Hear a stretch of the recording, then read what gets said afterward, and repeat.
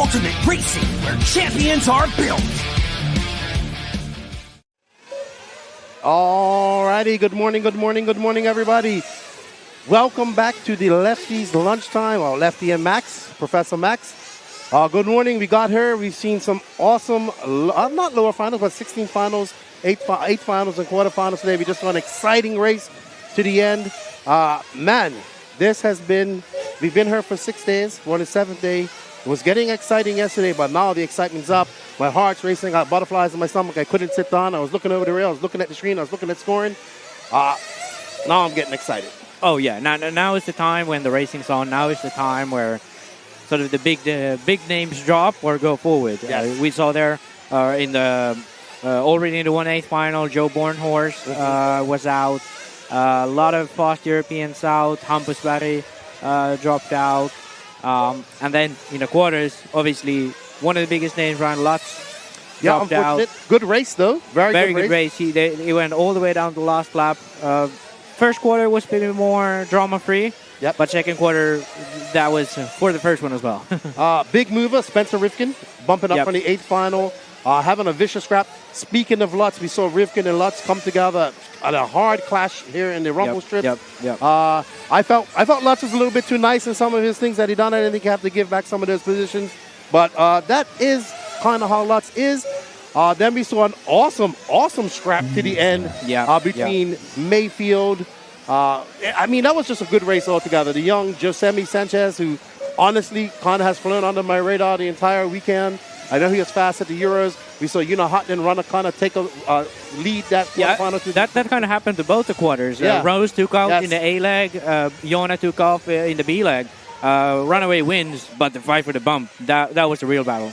Yeah, I mean, we're not surprised here. What did we say? We said once we started getting to the actual racing, we'd see the Americans come out here, and they've been here for a while. Yes, a lot of them have been on the back foot, but now we see them getting there. Brandon Rose has kind of been fast all weekend, just having some bad luck. We want to talk about Mayfield, who has been on the back foot pretty much all week. Yeah. We talked to him this morning. You had an interview with him. I haven't had a chance to listen to it. I talked to him. I said, I think you could do this. And he said, I think I can do it. That was Mayfield had to muscle that bump out of there. That was a fighting bump. It wasn't like he ran second for the whole main and then bump. Because, I mean, the start looked good. He didn't lead for a little bit. Then a crash. Jona took over. And since then, Mayfield was fighting all the way to the end. Yeah. At the end, he was kind of safe because it ended up being Savoia and Josemi Sanchez who were fighting for the bump. But, I mean, he was right there. One crash and he would have been out. So, that being said, though, now he has the 30 minutes on his belt. He has the chance to go into the semi-practice B leg just now after this one. He has the chance to try one more thing before the semi. And I think, we're still believing, At least I am. I'll be honest with you, I kind of expected him to run away with that. I did too. But he didn't. So I have, this is no disrespect to Mayfield. I'm a fan of his. I call him the Mayfield. In the back of my mind, does he have the pace to compete with these guys and get it up there? So I still think they have to go there and find some stuff in their car, get ready for this semi. Everybody has to race in. But also, let's talk about that incident because that was probably the most exciting. We saw Josemi, who was actually in first and second for most of that race. I think he lost some traction. We have seen guys lose traction. We thought Savoia was losing traction at some point in the race, which I think he did. He did adjust. What we saw, finish in the end where we saw Josemi jump. They basically came up the front of the jump with Savoia just in front. They landed. Josemi kind of at the inside, but we saw him touch the tire. And take him out, and he was unofficially the winner for that. Until we saw a protest coming up. There we have the replay right there, as you can see it. Yeah, so here we can see Savoia actually jumps a bit to the outside. Mm-hmm. That opens the door for Josemi. The issue here kind of was that Josemi was coming in with a lot more speed. Mm-hmm. So coming from behind, and then he came in from the inside with a higher speed. Now, had he been 20 centimeters more forwards, yes, that would have been clean. Yes.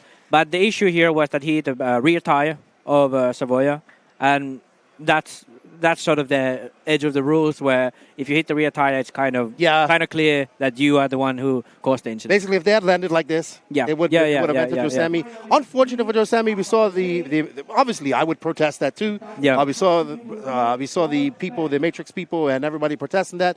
Immediately, Stetson came up here, asked if we can see a video replay. If we got it, we saw the IFMAR officials, we saw the AFRA officials come up here, and they used video evidence to overturn it. So unfortunate for young Josemi Sanchez, but hey, I don't think anybody who's a racer wouldn't have sent it at that point. Oh, you have to send it. You have to try. You know, what's the saying? No risk it to the biscuit. He risked it. Yeah. He bisked it, and he did admit it. He didn't get it. And like I said, 20 centimeters more forward, he would have been fine. So I think for Josemi, obviously a big disappointment. We saw after Stitchen announced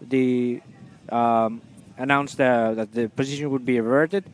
We saw the whole team of Josemi get obviously upset. Yeah, I mean, I get it. They tried to still talk, but at that point when the referee has seen it and he knows what's right, what's wrong, so and he has the last word on that one. And obviously, then the opposite side was Savoia and here's French guys, pit guys, Matrix guys, Kyosho people. All of them were cheering for him because made it through the semis. Maybe they felt that was some justice after how rough it was for Lutz in the previous quarterfinal. Oh, for man, sure. It was like a pinball machine out there for Lutz. But great turnaround, more dramatics at the end. But hey, I don't blame Josemi. We would have all done that last jump of the race, and they made it look good. Maybe Matt has something to say to us. Well, I've been running around, so you may have already mentioned this, but the semi-practice B has been delayed by about 15 minutes. Really? Due to protests that are going on right now. So can we get some more information about the protest? So what I was thinking is, if it's good with you guys, we'll set up a camera down there and Nick can go and ask, because there's loads of drivers milling about. We just go and ask questions. So we'll come back to you in like maybe 4 minutes and start talking down there? Absolutely. Awesome. Yep. Awesome. So he risked it for the biscuit, and he bisked it. That's I got it. But excellent racing. We see our good friend Briefcase, Mr. William Venables, making it. What's up, Will? Man, the atmosphere is electric here. It's like we got her. We knew it was finals day. The music's good. We see the crowds coming in. We see the grandstands getting full. The pits is full. You heard people oohing and ahhing.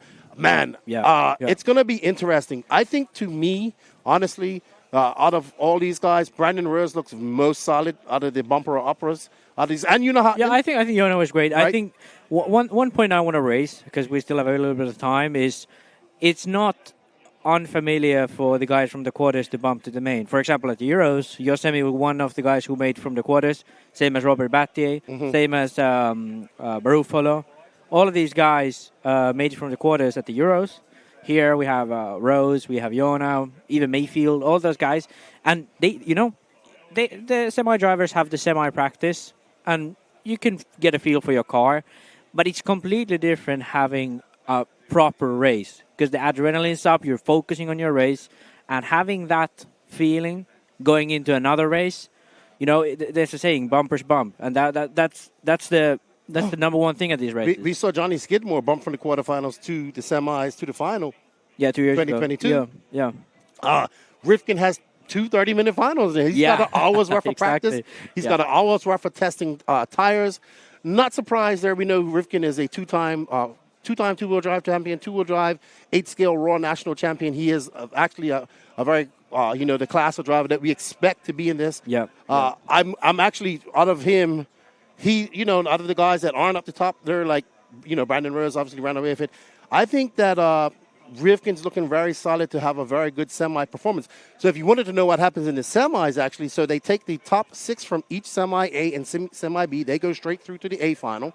And then all the rest of the drivers go back to the LCQ, which is going to be 15 minutes. And one will bump from that.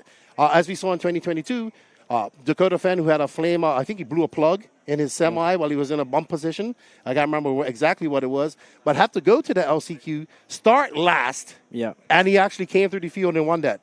So don't be deterred. We still have a lot of racing left to go.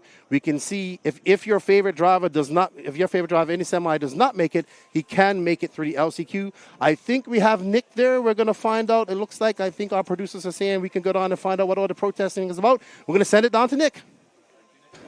Well, I'm not really sure where to find the protesting. We've found several drivers who are waiting to go out for the semi-practice. Everyone's kind of wondering what's going on. There's a protest by Marco Baruffalo and everyone else. Davide, any idea what the delay's about? I think they are checking Savoya's car because he ran on the quarterfinal, and I think he was out with the fuel tank, so they have to wait 10 minutes, something like that. So I don't know. He bumped in the last corner. So you haven't touched this track for a day and a half. How do you feel? I mean, feel confident. I hope the car works well. We worked yesterday. We rebuilt everything, refresh everything. So let's go and see what happens. How important is this semi-practice? It's 10 minutes, the final's an hour. We know you can run bald tyres, it's fine. But how important are these 10 minutes? I mean, for sure they are important because we can see the fuel mileage, how we work on the fuel stop, tyres, of course, and if we have to adjust something for the semi. But I mean, like you say, the 1 hour final is super long, and also I saw some cars and some tires super destroyed after 30 minutes of quarters. But let's see what happens. I mean, I don't know now. We have to see. Good luck anyway. Thank you. Well, you just heard the announcement. The reason for the delay was when Renault Savoia kind of bumped in. What happened was that he then had to go through tech. The tank was too big. They had to wait for the tank to cool down. The tank's now cooled down, and he is in the final. So that was the reason for the delay, just the fact that they didn't have to wait long enough for the tank to cool down. The regulation, they just called the start, so we expect we will probably see the drivers go up in the next 3 or 4 minutes to see if we can find any other victims around here. There's a man who's currently Juan Carlos Canas. So the big advantage of being the TQ is you get to go out in both the semi-final practices. So what did you learn in those first 10 minutes? When you have the 2 practice, you have more chance for try 4 tires. For example, I try 4 tires. If I don't make the TQ and I only have 1 practice, I only try 2 tires. Are you still not sure what tyres you'll run for the semi-final, or is this what tyres you want to run for the final that you're testing? I'm sure about the final tire, but maybe I want to try something on semi-final in case it's better for the final. Great stuff. Thank you, Juan Carlos. Good luck. So there we are. He knows what he's running for the final. All the controversies, he knows what he's running for the final. Let's meander up and see if we can see any other drivers. Let's have a quick word with Elliot Boots. Oh, we got Ryan as well. Elliot and Ryan. Elliot, semi-practice. Is it the most important 10 minutes of the event? I would say so, yeah. It's the closest to the semi-final we're going to run to for track conditions and temperature. So, yeah, I mean, and it's as the track now has developed, everyone will be trying tyres like we will and everyone here. So, yeah, I think it's pretty important. Much cooler than the qualifying days. How does that affect the car, the grip and everything else? I'll let you know in 10 minutes. But you must have experience. You've been in conditions before where it's been a bit cool. So do you have like, right, 8 degrees cooler, I know I need to do this, I need to do this, with the jetting I need to do this. Is it literally a voyage of discovery? Yeah, I mean, it probably mean that we can lean our engines out a bit more, with lower temperatures. That would be a key factor. Setup-wise, I don't think it'll be too different, but it'll be mainly tyres would be the big setup change that people will do. Thanks, Elliot. Good luck for the day. See if I can grab a quick word. Ryan, congratulations. Bump up. You made it difficult for yourself, didn't you? Yeah, I was just talking to him, my Mike, my mechanic, and it's like just one little miscalculation, tiny, and it's just super big crash. So, luckily I had a couple less crashes than the other guys, and I got it into the semi. But the semi's going to be tough. Obviously, every time you go up, there's better drivers. So, just go out there, try to get a clean start. Luckily, we get to run the practice, made a couple small changes in my car, try some tires, and just see what happens. When you're now changing your car, are you actually looking for more speed or actually looking for more consistency because you don't want to make those expensive mistakes? I'm looking for trusting that I have the speed and trying to get my car a little easier to drive so that when I get... Biggest thing is when you're in traffic and you're racing to try to keep it... predictable and calm, because I felt like when I was with other cars out there, it was hard to adjust lines. The car was pretty line sensitive, so which that's just how this track is. So, but yeah, we made just a sway bar change, some droop, a little lower ride height, nothing crazy. Try a couple different tires, and then who knows? It's semi can get a little radical out there. So we're coming from the back, and hopefully there's some carnage, and we can get up there and fight for it. You have got an advantage. You've run a half-hour race. How are your tyres at the end of the half hour? Oh, they're bald. Yeah, you can't see even what they were, but they're good that way. You know, I think they get better as they get bald. Luckily, we're doing pre-tech, so we don't really have to worry about anything at the end. I guess the guys that make the semi or make the final, what's going to be crazy is seeing foams and stuff coming out of tires. Hopefully, they can everybody's tires kind of survive. So, but it's cooler today. I don't know if that's going to help tire wear. It seems like the track almost has a little more pace to it because it's cooler. It's not as slimy. So, yeah, it's pretty crazy. You're one of the most experienced and successful racers here. Do you still get the excitement of a finals, World Finals day? You still feeling, oh, wow, this could be the day? Yeah, I mean, I never lose hope, you know what I mean, especially at a World Championship or even any race that has a semifinal. You know, you never really know what's going to happen. So, you know, I'm keeping my hopes optimistic, but not crazy. You know, if I can get into the final, I would be very, very satisfied with that. But this, like I said, the semi is going to be very tough. Both semis have obviously the best drivers in the world in them, so I'm going to have everybody's going to have something go their way. And yeah, just looking forward to the opportunity, and just thank everybody that supports me. It's been a long week. Teams worked well together, and we made it this far. We'll see if we can keep going. Wish you best of luck. Thanks, Ryan. Thank you. That's Ryan Mayfield. I think they are going to cause a quick word with another Ryan. I'm with Ryan Lutz, who just missed out. Ryan, just missed out in the semi. I mean, tell me you kind of gave me just missed out, but you must be sick, surely. Yeah, it's frustrating because I had the position, you know, and I just made a couple mistakes. Tires are bald at the end. I missed my line by just that little bit, and get a little bit of slide, missed the line. You're outside, and they got underneath, and that's what it was. So. You've had a learning experience. You've got your young charge there. What have you imparted to our surprise semi-finalist, Phil Nguyen? Just trying to keep him calm, tell him to have fun, drive fast, keep it clean, and I think he can be up there. How would you sum up your experience here? Has it been just one long frustration? It's been a tough week. I mean, the track's fun to drive on. It's just enjoy it, but just the results, you know, not where you want to be quite. Okay, thank you indeed, Brian. And as the noise increases, we're about to get the second semi-final. I'm going to hand back to Lefty and Max. All right, yeah, I can see Ryan's a little bit frustrated, as he should be. I mean, I saw him get completely plastered in that roller. I mean, I wish we did have a replay of it. Mind you, it was by Rivkin. It was he kind of got out of control going through there. So, unfortunate for Lutz, he's going to get a little bump ready for the racing. We heard that Savoya's tank was a little bit oversized. They let it have a cool-down period, and then it passed tech. So good stuff on IFMAR for getting it done, and the Federation for getting everything done as we go for another semi-practice. Yeah, I think Mayfield, he knows, like, he needs to find something out there. Yep. He said his car was very hard to drive in traffic. We was watching it. I was watching it from up here. I was watching it on screen. I was watching it out there. Still having a hard time rotating the rear end around these corners at a great speed. So still lacking probably just something in setup that makes him comfortable with his platform. Yeah, unfortunately for Lutz, I think he also had a one extra pit stop compared to the other guys. He could have made 7:30. I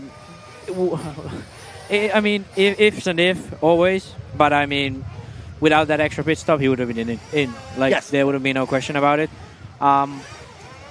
One thing I kind of want to talk about now is the tire situation. Okay, let's talk about that.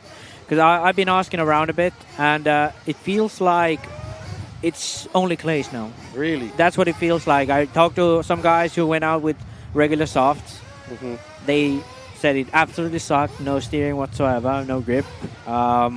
Here, all the J Concepts guys are running clays. Mm-hmm. They're running the softer of the clay compounds too. I'm wondering one thing because they have the option to go to a little bit stiffer, the gold compound. Are they gonna have that option for the main, or would they rather go with the softer one, have maybe a bit more speed? Who knows? Most of those guys, I don't think have even tried the golden one, the stiffer one. But yeah, that's an open question in the air right now. I have not gotten confirmation what compound matrix guys are running. J Concept has been clays all the way from yesterday. Mm-hmm. But hot race guys seem to be clays are working. At least the regular compounds aren't working.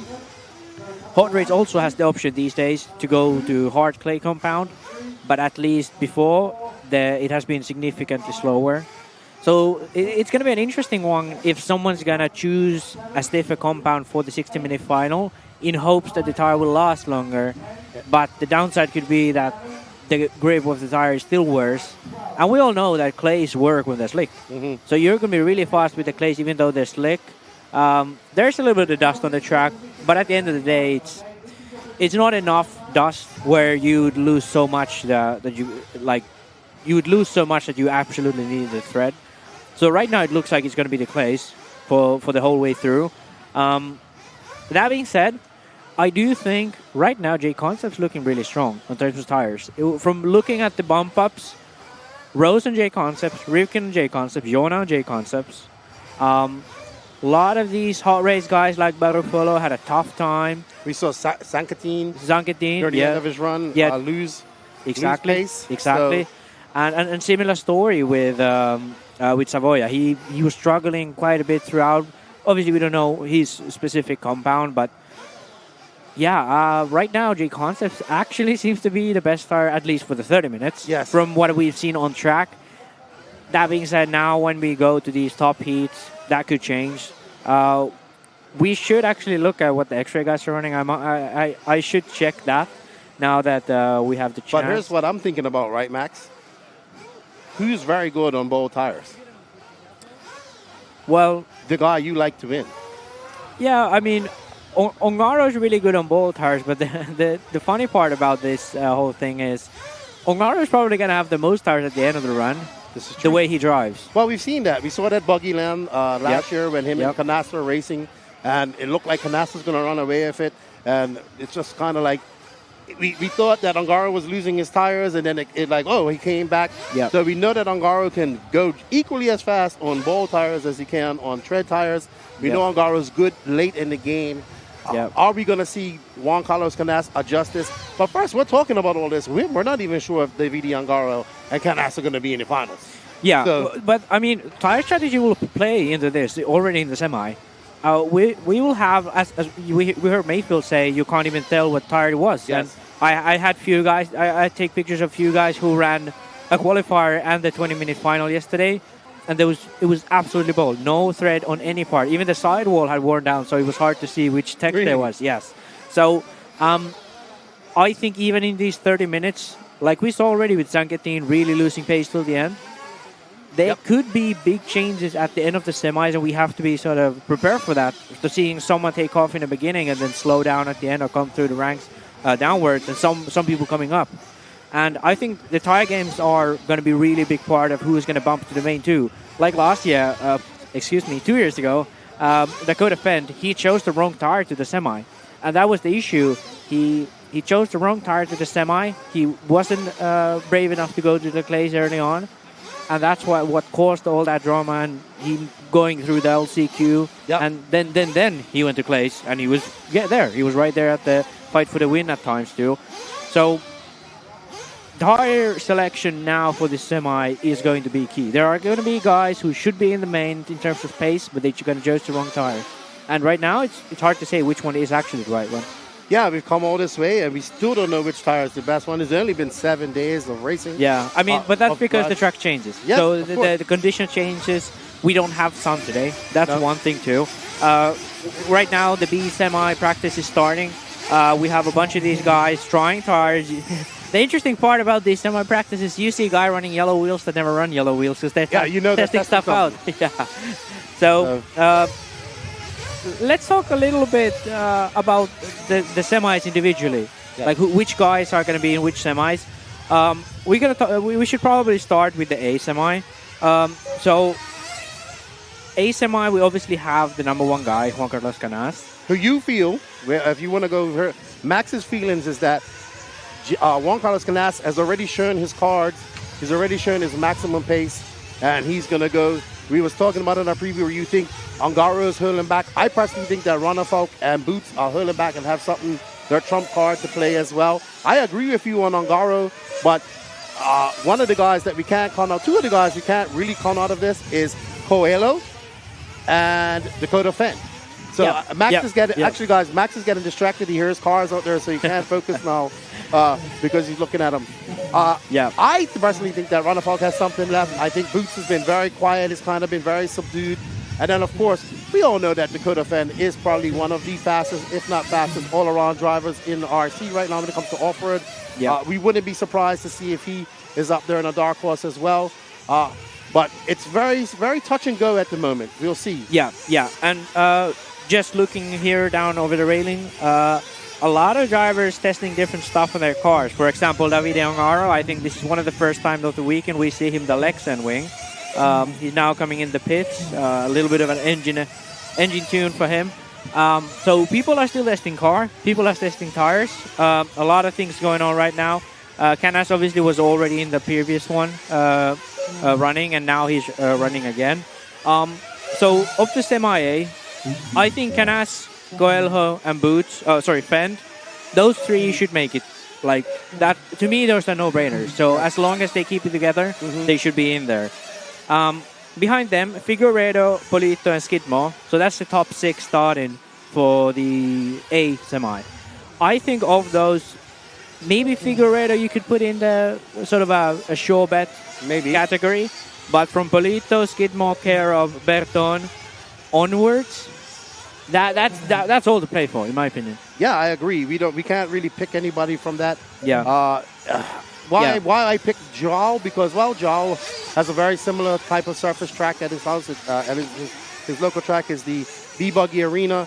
He's been, like, pretty good right from the start here. He's raced probably, besides the Baldos, he's probably raced the most on the conditions like this because of his own personal track over there in Portugal. So I expect, he seems very confident. I was talking to him yesterday. He is, for me, one person, a long shot, I think, but he is a long shot for maybe a podium. Or, anything can happen in this, as we've seen as well. Yeah. Let's look at semi-B. Let's continue to the semi because we have the bump-ups too. Oh, yes. Yeah. So we have Brandon Rose starting from 9th. Then we're going to have Daniel Pariente. Then we're going to have Spencer Rivkin and Alex Anquetin.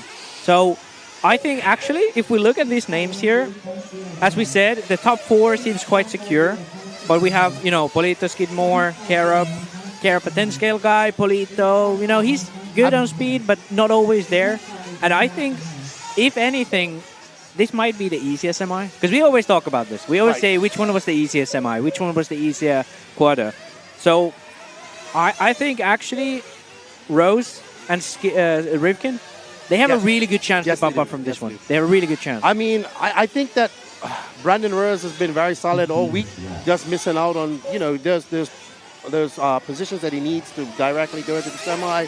He can go out there. He looked like no one could touch him in his final. So Rose, who's been probably one of the most consistent American racers, coming off his first big win at the SIC early on in January and consistently in the top 5 against his competitors in America, seems to be one of the Americans that have adapted quickly to this very fast and challenging track. Yeah. And Rivkin, 1 hour of practice under his belt. Yeah. Looking very firm, looking confidence, because that's something he's kind of lacking the whole week. So he has some confidence behind the back. We know he's a world champion, so I expect good things from him as well. Yeah. Shall we move to the semi-B? Absolutely. Yeah, so obviously, second place finisher in qualifying, David Ongaro is going to be starting on pole for the B or even semi. Ronnie Falk in second, Elliot Boots in third, and Berkan Kilic in fourth. Ooh. Now, here's the interesting part. In fifth, it's Burak Kilic. Wow. So, if you listen to these names, all of these guys were in the main 2 years ago. Yes. And even the guy in sixth, starting from sixth, is Mason Fuller. Starting from seventh is Robert Battier. And starting from eighth is Phi Long. Okay, this is definitely the hardest. Yeah, I know. And listen, we're going to go forwards. We just saw Jona Hatanen drove crazy laps. He's going to be starting ninth. Then behind him, we have Oscar Navarro. And behind them, it's Ryan Mayfield. And so I do recall somebody having Oscar Navarro into the semis on our preview podcast. Very good. He's been kind of just there from the beginning. Yep. He had a very solid drive. He made mistakes and other stuff. But you are correct, dude. That is a fully loaded semi. Besides Ongaro, Boots, and those guys who in front of Hulk, are we going to see the Killex do something? Yeah, I mean, it's going to be amazing. Let's say now that, Boots and Ronnie Falk and Ongaro go through, because their speed is good enough that if they're clean, they'll go through. But one of these guys, or many of these guys, are not going to make it through, which is the Kilish brothers, Fuller, Battier, Filong, Mayfield, Hatanen, Navarro, and Savoia. So, like, those guys, only 3 of those can go through, and it's going to be, some big names are going to drop from that semi. This is true. But I have some confidence in Fuller because I do too. Yeah. He near the end of qualifying, he picked up immense pace. Yeah. I talked to him, I think Thursday night before he left. I went over and talked to Team Fuller. He seems very confident. I mean, the S-Works cars, all of them seem to be good. Yep. So for me right now, the most secure 2 Americans that can bump up into this right now, besides the Quarterfinal, for me, is actually Brandon Rose and Mason Fuller. Yeah, like, I agree. Easily. Yeah. I think they should do this pretty easily. Even though Brandon Rose is kind of starting down the line, they had to bump up. Yeah, but yeah, I agree with you. I'll throw Rivkin in there. The one I'm shaky about, and I hate to do this because I really do like the Mayfield. The one American that I'm very shaky about is actually Ryan Mayfield in this. Oh, yeah. Like, he's going to be starting all the way from 11th. 30-minute main, sure, starting position is not that key. But the names I just listed there, he's going to have to beat a Kilic or a... Ooh, that was a close call with a Marshall. one guy he's going to have to beat is going to be a Kilic or a Fuller to make it through. And on top of those guys, he has to beat, the guys he lost to in the quarterfinal. Yeah. So this is... I think people, to a lot of our American followers that are watching, I love you all, and I come to a lot of races in America. I know a lot of them are surprised to see a lot of the big names not up there, but you have to understand that, one, they're racing. This is the World Championships. We have people from all over the world. Just because you don't know their names doesn't mean they ain't fast. So you may not know Oscar Navarro or Josemi Sanchez and these type of drivers, but hey, they're fast over in Europe. Josemi's a young guy. He's new to me. I've seen him around, but I didn't expect this from him. They're young drivers. They're fast. Europe has done a great job of farming young drivers in each country and all this stuff, and you're starting to see it show.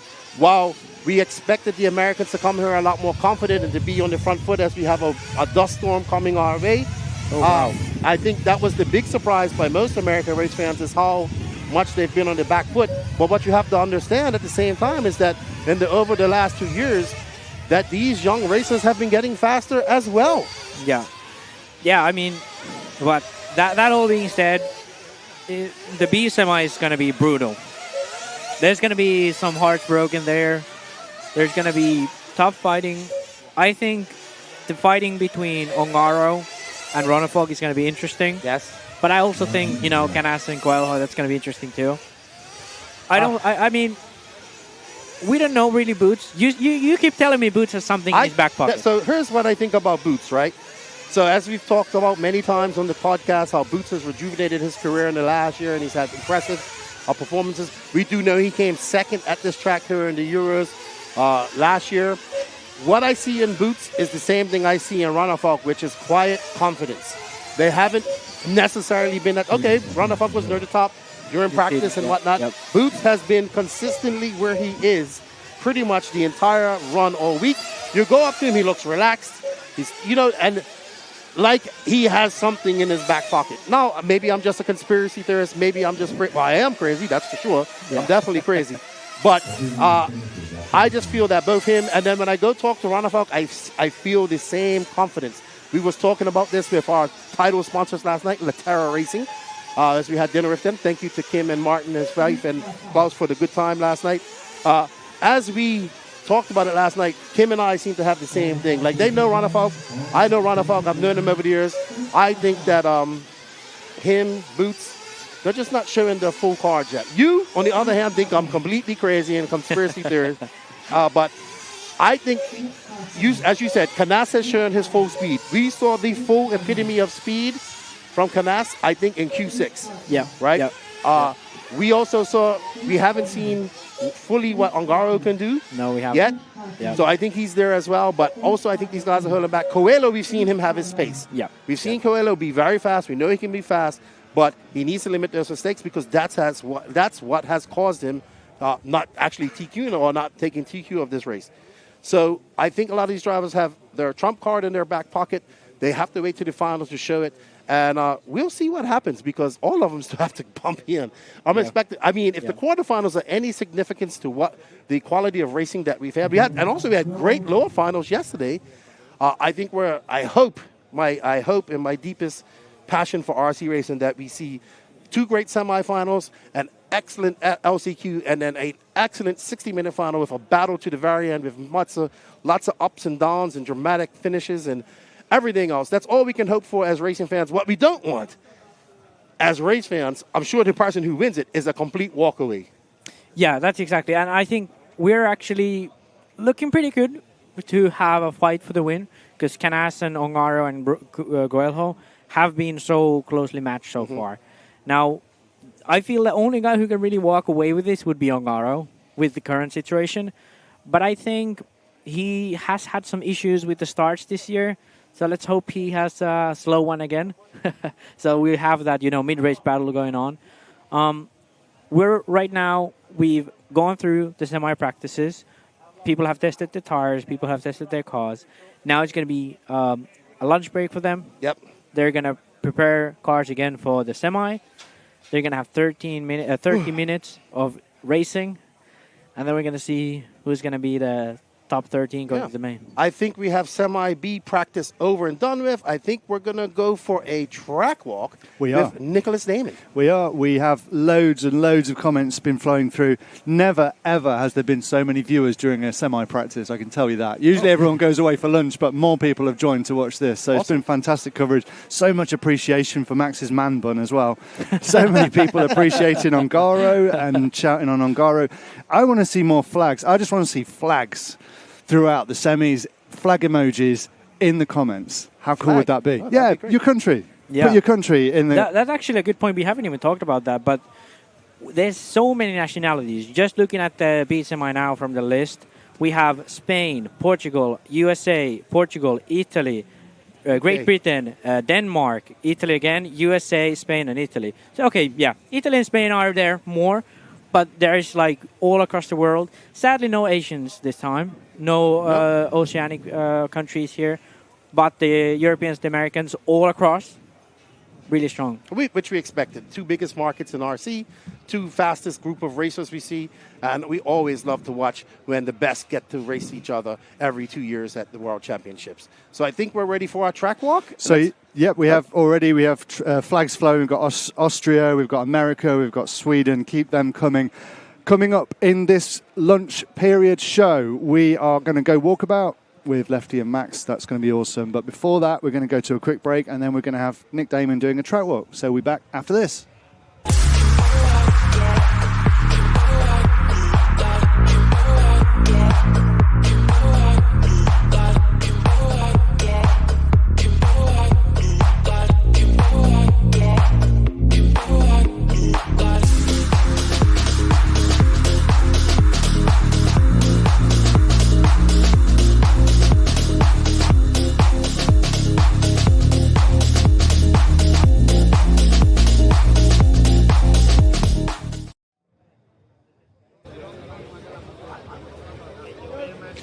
Well, welcome down to the track. Now, you did say you're going to have a track walk with me, but that would just be me going, ooh, and ah as I go over hills. So what I thought I'd find is someone who actually knew what they were talking about. And so I've very kindly, Spencer Heckert from USA and Techno has agreed to join me on the walk. First of all, Spencer, I don't want to say congratulations, commiserations on your races, but have you enjoyed yourself? Yeah, I've had a good time. Team's been working good this weekend. We've all been working together, trying to get our guys to do as good as we can, and we've got a couple guys in the semis here, so hopefully we can make it happen. I hope so. Right, let's start by having a wander up. So we've started at pit out because we'll follow that. Now, the first thing we want to talk about is this surface. Yeah. This surface, which is really concrete-esque. It's small, but it's completely different. Why is it so different from 2 years ago? I don't really know. I think they resurfaced the track. I think they had to make it a little more fair for everybody. But I heard they use glue for airports in Africa. So that's the surface is very abrasive. It's very high grip, and now there's a lot of rubber on the track. So guys are starting to go to clay compound, synthetic. So yeah, it's definitely interesting. Yeah, we just move a bit further on here, Ash. You can see the rubber now down on the takeoff point, but also you can see how this has been stuck together. So that is pure rubber, that's sticky rubber, but they keep something from breaking up by, we shouldn't do that really, with glue, but there it's just solid rock abrasion. So, the days of loose dirt have gone and it's all about glue. Yeah. It's definitely a little different compared to what we're used to. But we've been racing 10 scale on glue, but now we're racing 8 scale on glue too. So. Now, the thing to point out, because obviously you've seen mostly our main shot from up there, and it makes the track look very flat. The track is not very flat. So, for example, I'm just going to come from... I've been climbing uphill, probably about 3, and you come up this little jump here, which is effectively going into the first corner, and this is sharper than last time. Yeah. Does that actually make it difficult? There is still a straight line if you get it right, though, isn't there? Yeah, it's definitely pretty difficult here. You're going real fast. You're jumping into this corner. You got to be very careful not to overcorrect and hit this blue marker here, because that'll send you flying into the wall. But yeah, this is tough. There's a straight line, but it's definitely tough to get right every lap. The one thing I've been surprised by, I thought this was going to cause chaos at the start of races, but everyone's been very well behaved so far. Yeah, everyone's pretty well behaved through here so far, but once they get into this next section, it's been getting pretty aggressive. But. So again, they've got a little bit of break up there. They won't mend the track in between the heats and the finals, but on the whole, it's all glued down. Now, this is the first thing to say. This is just what looks like a little tiny jump from up there, but as you can see, that rise is what, a metre, 3 feet? Yeah, I would say probably about 3 feet. It's definitely big, but it flows pretty good because you're going so fast after the straightaway. But so you carry the speed. Yep. And as you can see, absolutely no one has hit this. This is virgin dirt. No one's been on this unless they made a horrible mistake. Hunter, you're the man! Yeah! Oh, there we go. There's fan clubs there. He's doing very well.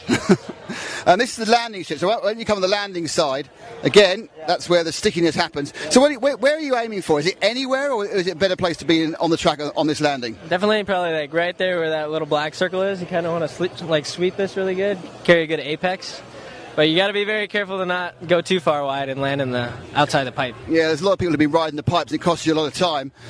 So this looks relatively simple because it's just it's a sweep round. Is it easy? I don't know. I mean, it's often I say, oh, it's an easy bit. I go, no, it's not. It's awful. Yeah, no, this is definitely pretty tricky. You can hit this pipe on accident pretty easily. It's very grabby. But yeah, you can see a couple of guys have cut and then they almost double this off of the pipe on accident. But yeah, you want to sweep this real good. Then you got to carry your speed and arc this really well to carry your speed. So yeah, one thing that's not evident again from the picture either is these what looks like a simple pair of hairpins. They're not, because they're both running down the hill, aren't they? So this one, I'm going to go around a 180, but it's actually really steep, and actually you're pivoting round on a downhill corner. Yeah, it's very off camber. You can't really see it probably that good on the video, but it's definitely tough to not flip over here. That's why you gotta kind of arc it really good so you don't turn in too sharp and then flip over. But this one's pretty simple, but when you come down this hill here, that one's pretty tough too. Yeah, if you look at this is a very traditional racing line for a full-size car. And obviously, we don't always take racing lines to do with RC cars. This is very much a racing line, late apex. But then you come down here, and again, this is the bit where I always think this looks fun. This sweep down and round and up again. And I'm sure you'll probably say, no, it's really hard. Yeah, this is really hard. Yeah, when you come down this hill, you got to make sure your car doesn't allow it to wiggle, because you lose a lot of time through this section. This is definitely a spot where you can make up a lot of time, so you got to be careful coming through here. So you look at smooth. Yeah, looking at the track itself, we've got quite a bit of break up here, and this sort of break up, which is quite not deep. Would that massively upset the car if it runs over it? No, it doesn't really seem to affect it too much. Not right here. It looks like it would, but it doesn't really do much. And this is a nicely rubber bit. So when you're actually running on these rubber bits, do you get extra grip, or actually make the thing a little bit looser and turn better? It seems like it does a little bit now that the guys are on clay, but when the rubber came in a little bit, we started to lose grip on the harder tires. But now with the synthetic on the synthetic, it seems to be working good again. So this is the Swift bit. Look at this, a nice flat straight bit. You get a whole 20 yards, 20 metres, and then of course you're turning again very sharply, going wide and up the hill, and setting yourself up for what probably is certainly the most spectacular part of the track. Also the bit where we see the most incident and accident. But it starts with a relatively simple hairpin up there. Yeah, this is really cool here. You can do almost a wheelie up this. You got to carry your speed really good. But this one is also pretty grabby. You got to be sure to not overcorrect through here. You don't want to turn in too sharp. You lose a lot of time, and you want to kind of bleed a little bit towards the middle of this jump. So you don't want to turn too sharp here. It's the point you make there. You want to be in the middle of this run, but Ash, if you point back, look how far away the rostrum is. So how easy is it to actually see where your car is in relation to the left and right? If you just come and look down the roller coaster, how easy is it to position it exactly where you want it, just visually? Yeah, the biggest thing is honestly like looking at the black groove. That's where you can really tell where your car is. But it's definitely a little bit tough to see the depth of perception. It's pretty far away. So you definitely gotta concentrate pretty hard back here. It's pretty difficult. What we see is a few people who've got it slightly wrong, and they end up overcorrecting. So they end up going into that middle area or going a bit too wide. I mean, it's very hard because that's 50 metres you're away from the driver's stand. These rollers obviously don't look particularly difficult, because of course there's 5 of them, and you're going downhill, and you've got a dead stop at the end. So explain to me how you actually drive this section. Yeah, this first one is honestly a little bit tough to clear if you hit it too inside. The lip is a little bit smaller. You can see it a little bit here. But if you hit it right in the middle, you clear this one really nice. And then you kind of want to land in the middle here and arc to the left a little bit. But if you're too far inside, you can very easily land inside of the pipes and then throw a lot of dust on the track and make it hard for everybody else. We have seen some points where it was mostly dust. Yes, we come down here. Now, interestingly, I didn't realise until I walked here just now just how far down that is.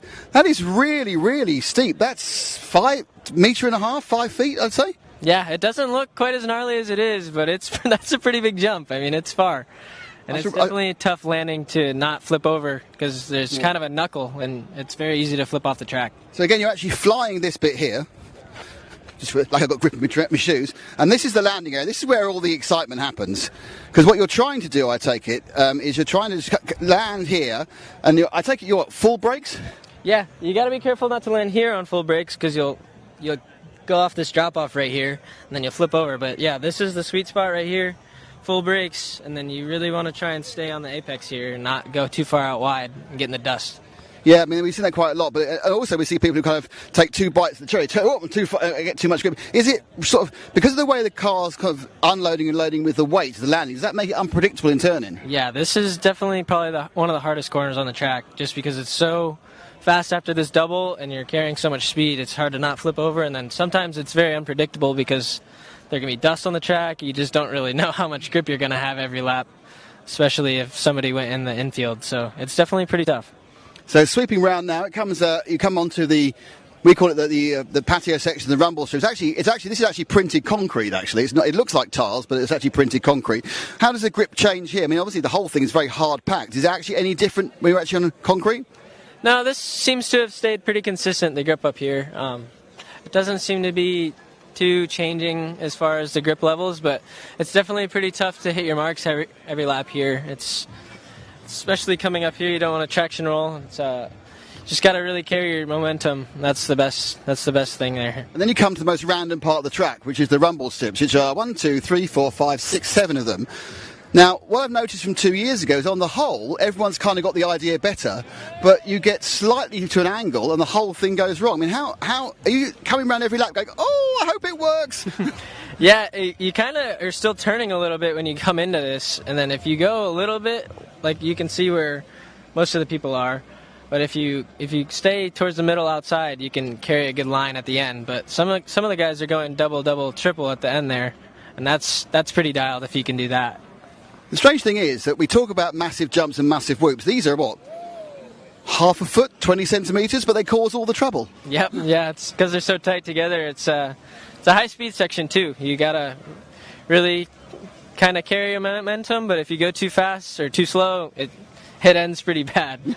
Yeah, we see it on a number of occasions. So then we come back on that nice, very dark section there. So that's obviously where people are putting down a lot of power, a lot of tyre, and then you sweep down this big drop, which I think is, again, another kind of an open, fast section where you'll go down there, sweep down and go around the bottom corner. That looks like a relatively simple section, is it, or have I got that wrong as well? It's relatively simple if you carry your good line through there.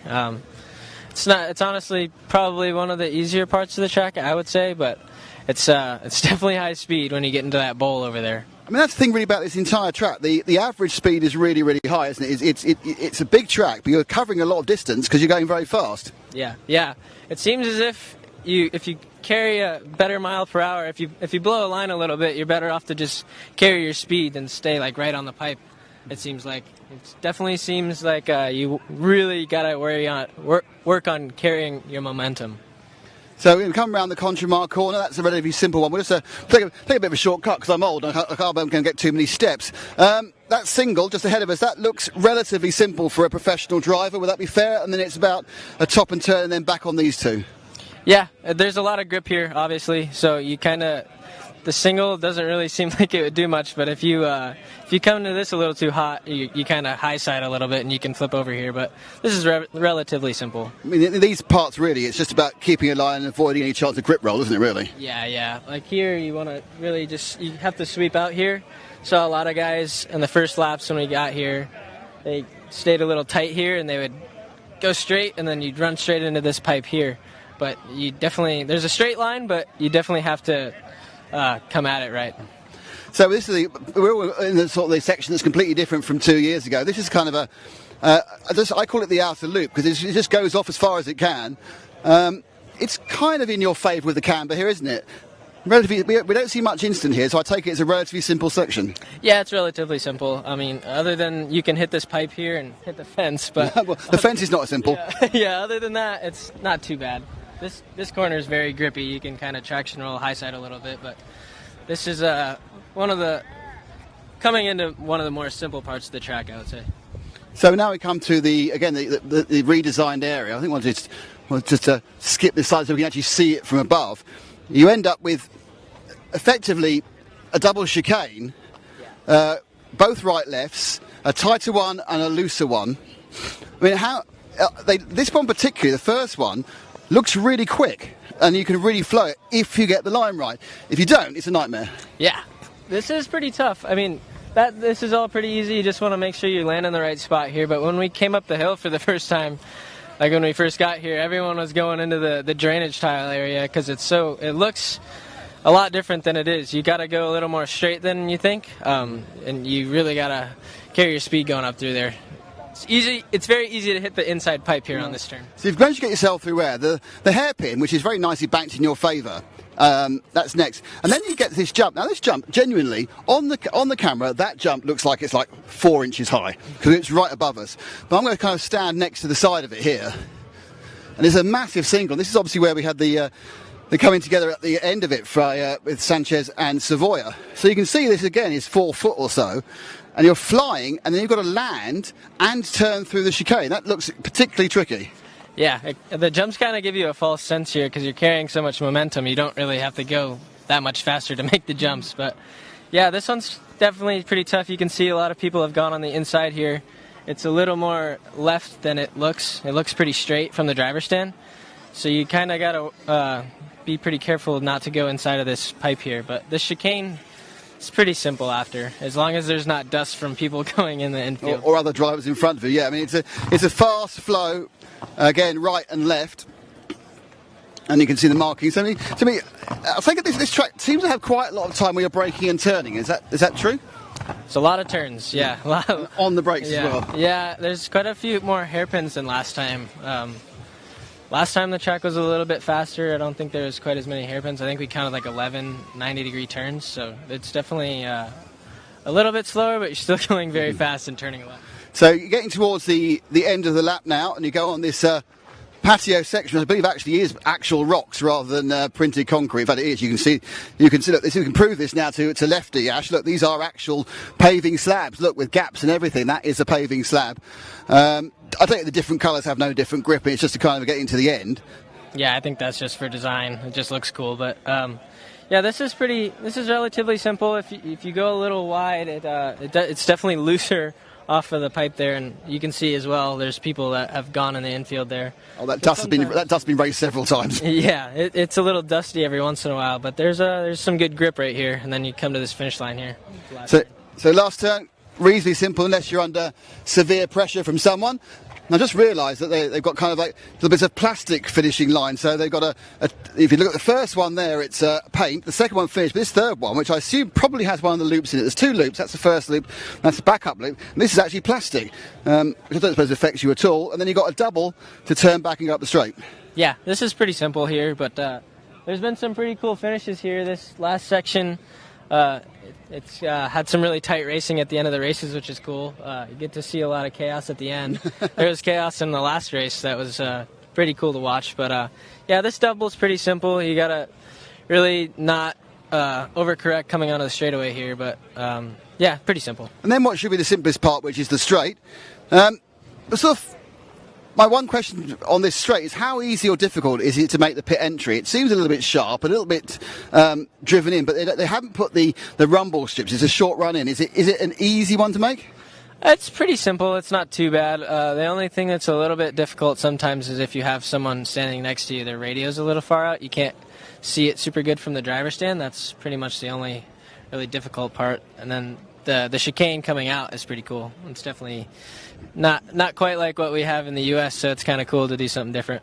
Excellent. Spencer, thank you very much for walking us around the lap. It's been an eye-opener. I've learned not just from you, but actually just being here and seeing how big the whole track is.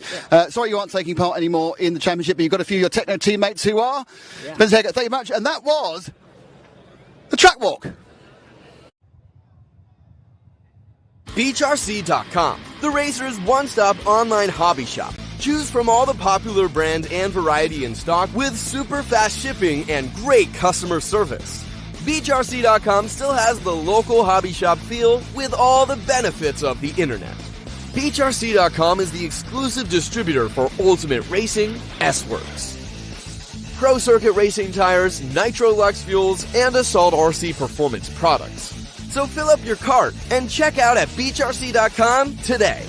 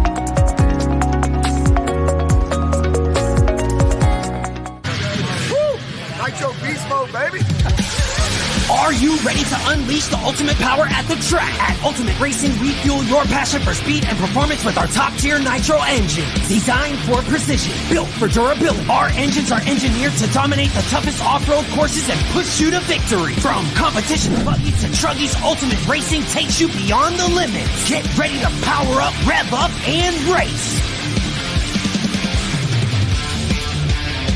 Visit us at BeachRC.com and order your Ultimate Racing products today. Ultimate Racing, where champions are built. Hey, what's going on, everybody? We are at lunch break here at the 2024 IFMAR IC Buggy World Championships. The atmosphere is starting to buzz. We're going to take a little quick walk around and show you how things are at the World Championships. But first, let's go over here. Oh, I almost hit John Hazelwood. So here we have our Frosty Beer Garden, which has been visited quite heavily throughout the weekend. Robbie, good work. Thank you. Bobby, and everybody's in a hurry getting their tires up and going. So let's take a quick walk into the pits, see what people think of the race so far. We have children coming. It is Saturday here, so lots of people off work coming to enjoy the World Championships and the finals. If it's going to be anything like it was in 2022, I expect all of this to be full with people all around watching the race. We're already seeing the crowd oohing and ahhing throughout the finals, getting excited. Should we go over and talk to the S-Work team? Let's go over and have a walk and talk with them as we come over. What makes a what makes a facility hold the world? It's not just a track. We have cool things like tire wash stations, we have compressors, all this type of stuff that makes the worlds go. So let's go over here and have a talk to the S-Works crew and see how they're working. We got the Techno team here, big. Nice to see the Techno team with a big presence here this week. Let's have a chat with the S-Works team.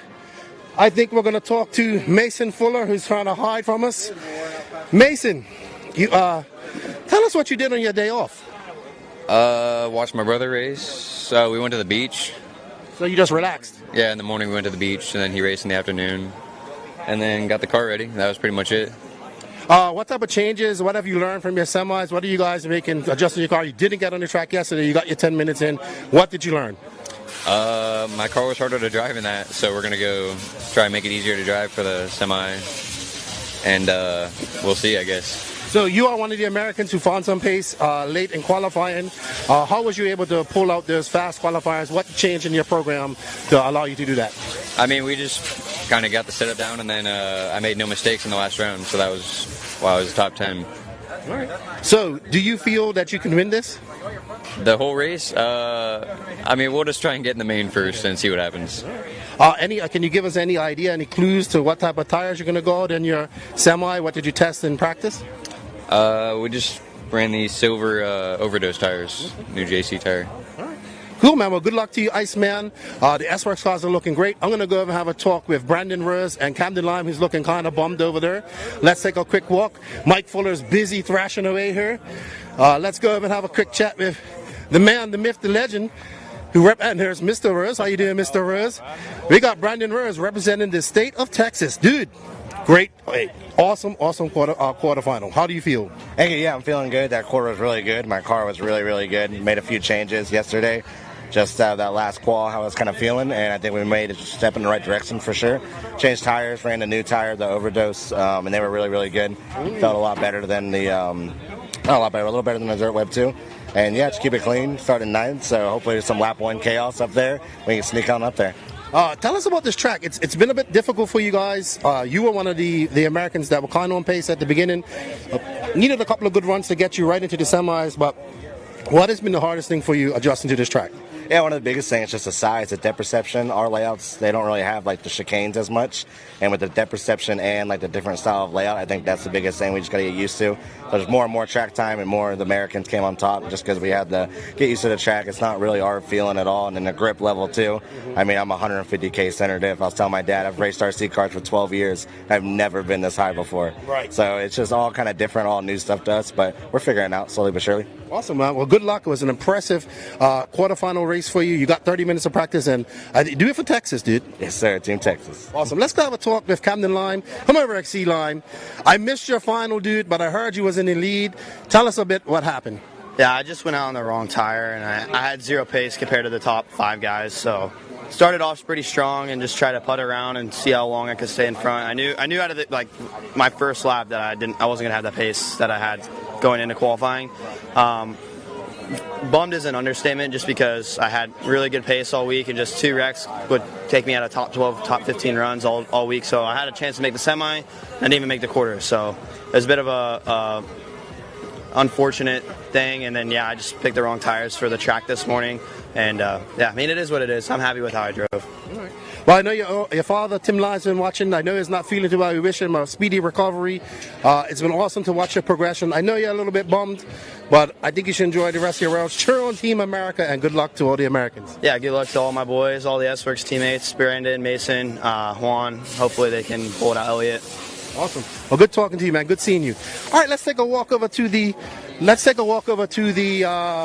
Techno pits. We got Elliot Boots. He looks really focused. Mr. Chris Boots, he's like, no, camera for me. I know. Let's go talk to Mr. Chris Boots. I haven't seen him.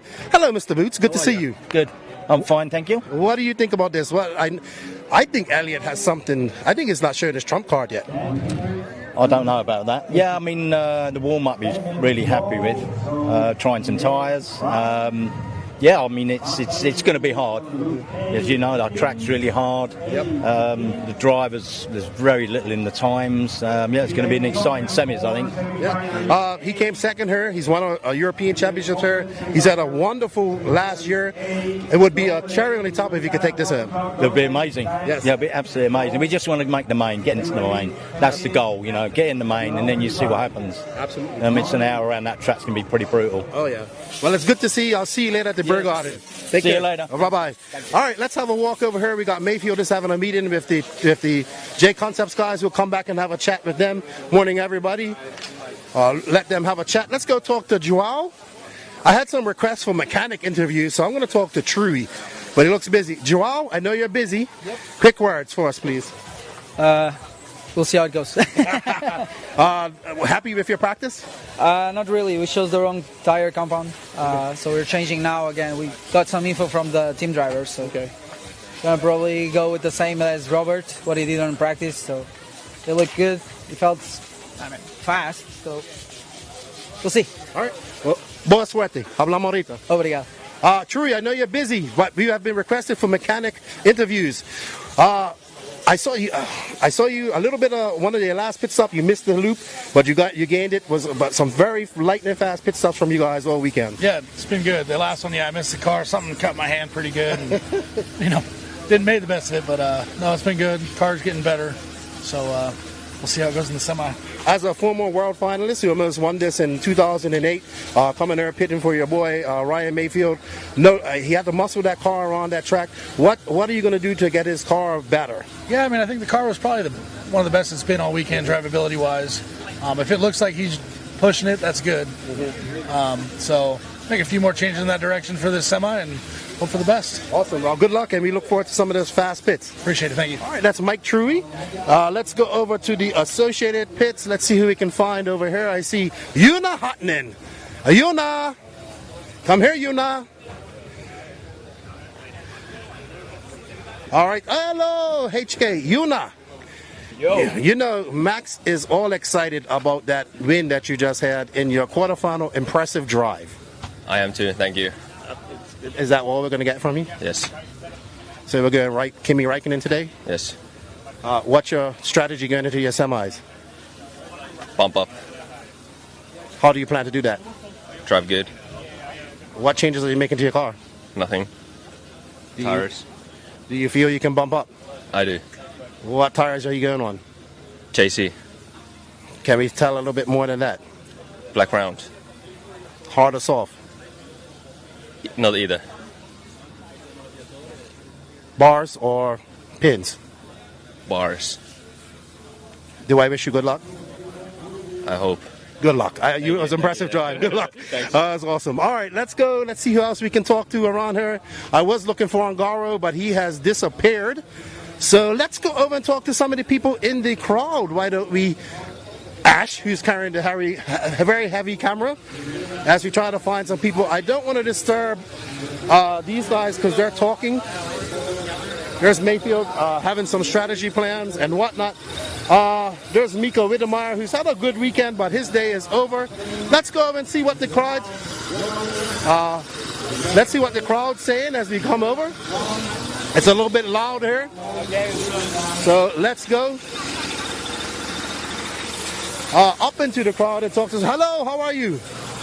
Let's go talk to some of the people. We got Miguelo here, probably one of the premier track builders in Europe, Buggy Land. What's up, Miguelo? We have a big tap. Miguelo, ¿cómo está? Hello, how are you? Fine. And you? Todo bien, ¿y tú? Todo bien. Tu español es muy bien. Your Spanish is very good. Thank you. Buggy Land this year, what can we expect? I think back in the United States? Both. The Backline Europe is in 3 weeks, and remember I go to Buggy Mania, the third edition in December, and in March the next year, 2025, is the third edition. I don't know, in Florida or in California. Okay, maybe. So you have become one of the premier track builders in the world. Yes. I recognize your tracks wherever we go. I can see your style. When you build a track, how do you approach it? I don't know. It's very difficult. It's the design the track and build the track is I don't know. Tell me in Spanish. Yes, in Spanish. Sí. Dímelo en español.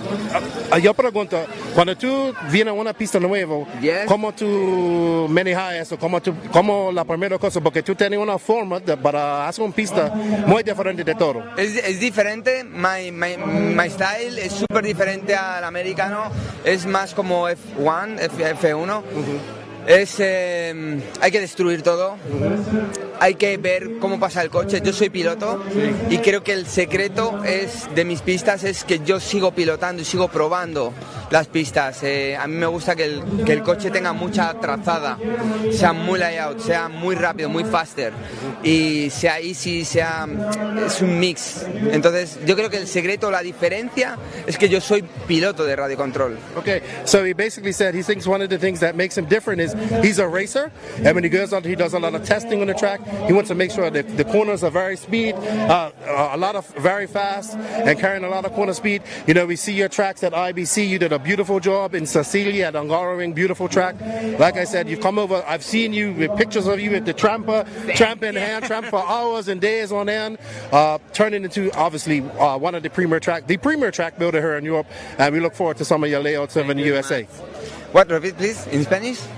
Tú es una de las primeros constructores de pistas en Europa y esperamos para que tú tengas para Buggy Land en los Estados Unidos. Thank you very much. For me, go to the United States is a dream.